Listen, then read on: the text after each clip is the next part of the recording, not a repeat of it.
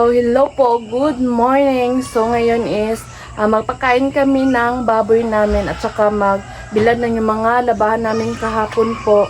And then, after dito is mapunta kami sa Malungon kasi may isa kaming subscriber na nag-sponsor sa amin ng yung pintura at saka yung varnish kasi na-shirt yung varnish namin po. So, thank you so much ate. So, hindi lang namin ma-mention yung name niya kasi yun yung request niya sa amin. So, thank you so much and maybe abangan nyo kami mamaya guys. So, naglaba talaga kami ni Gilbert ng umaga kasi almost 1 week talaga guys na hindi kami nakapaglalaba kasi sobrang busy namin doon sa aming tiny house. So, pakainin lang ni Gilbert yung mga pigin namin kasi nagugutom na talaga.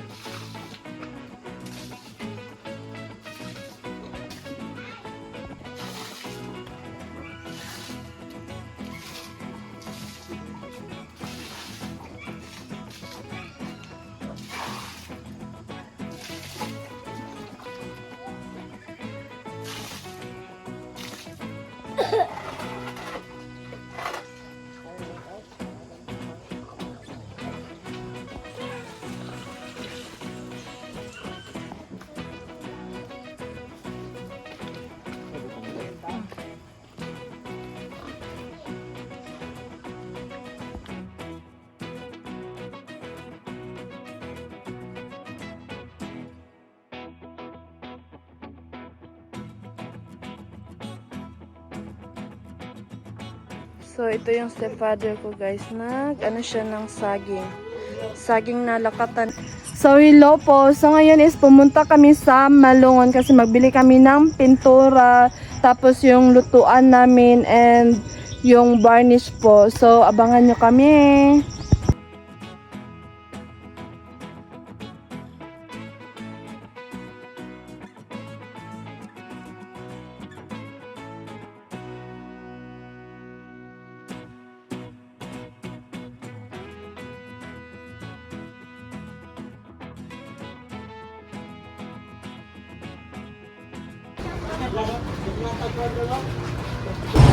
Where are you, Zian?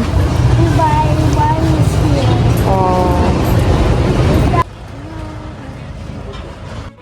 So, naghanap lang kami dito ng pintura po kasi walang available doon sa isang store po.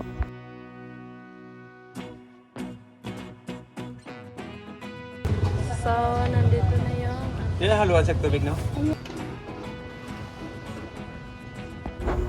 So, dito na side is nabili rin kami ng para sa aming lutuan.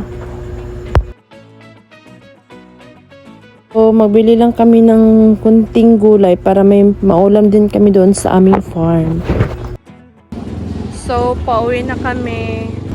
So, hello po. Kakatapos lang namin nagbili ng pintura, yung sa lutuan namin at saka yung varnish. So, ngayon is pumunta kami doon sa aming farm para ipagpatuloy yung pag-varnish namin at saka yung pagpintura. So, let's go! So, kasama namin ngayon yung kapatid ng manugang ko na lalaki po, si Auntie Piring. Thank you so much sa pag-visit dito sa aming tiny house, ate.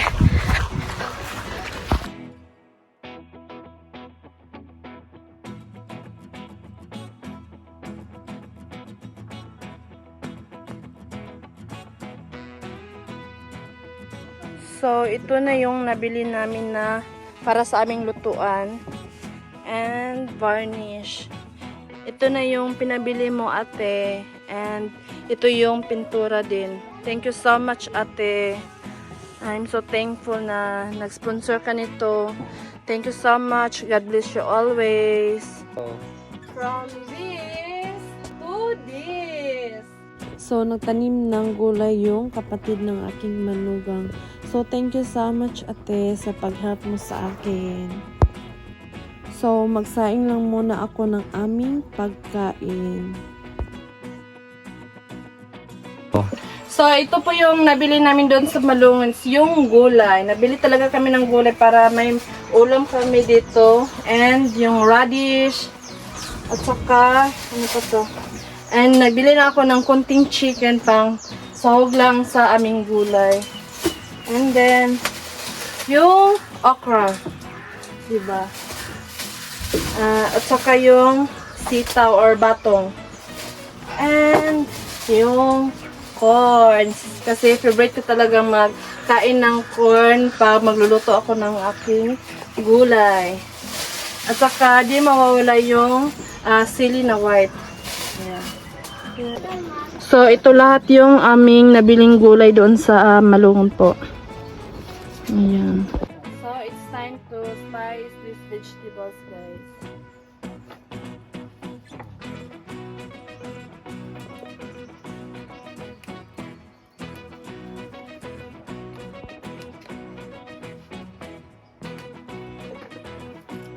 So, while nabibisi akong nagluluto or naprepare ng aming pang-ulam, so si Gilbert is nabibisi ring nag-varnish dito sa back ng aming tiny house.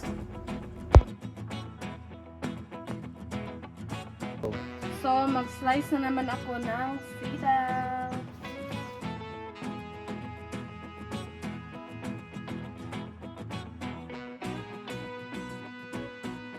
So this is the third one is okra.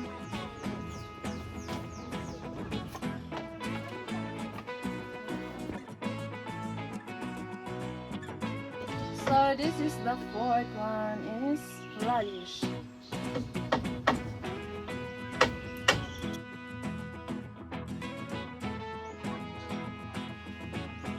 So, pagkatapos ko mag-slice nito, pakuluin ko lang muna yung chicken para mas malambot.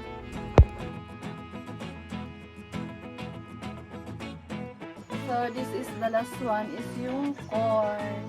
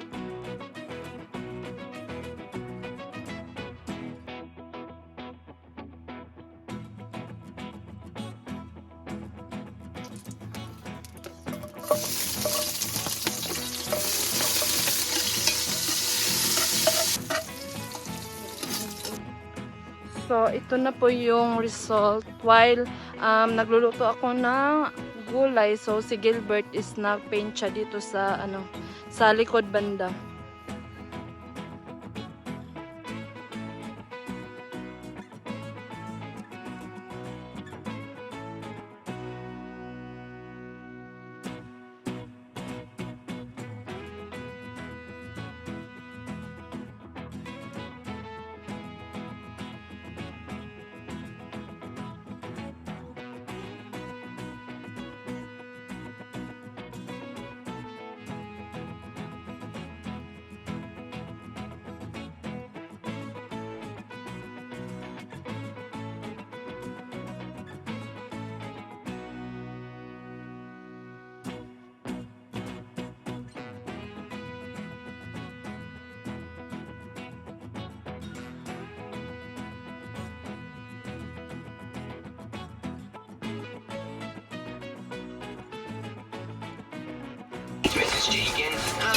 So, luto na po yung gulay namin.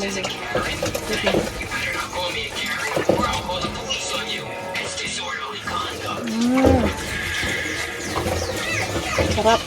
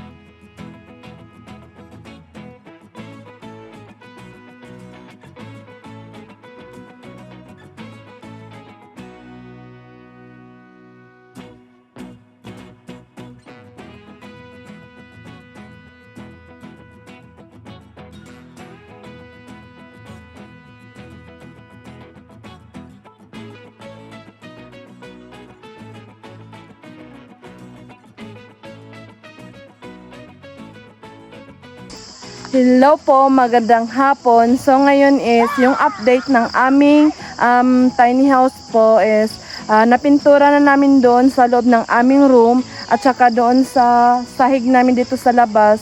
And may tatapusin lang kami bukas, so kunti na lang talaga. So enjoy your watching guys. Please subscribe my channel. Bye bye.